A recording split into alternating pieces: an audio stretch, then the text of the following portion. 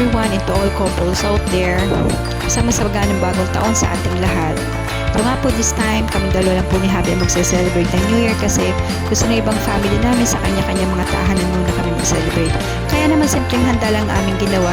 Yan nga po mga ka-adventures, may pa-steak pa si Habi. Talaga nga naman sa pagkakasweet. Siya pakis nga, shesh. At syempre may pa-candle din. Talaga namang pagkakaromantic. At higit sa lahat, syempre hindi mawawala ang magpasalamat kay God sa lahat ng blessing at guidance na binigay niya sa buong taon ng 2024. At higit sa lahat ngayong buong taon ng 2025. At ito nga po mga ka-adventures, after namin kumain, nagpicture-picture muna kami ni Habi. Kapag talaga nga namang namiss ko din ang camera.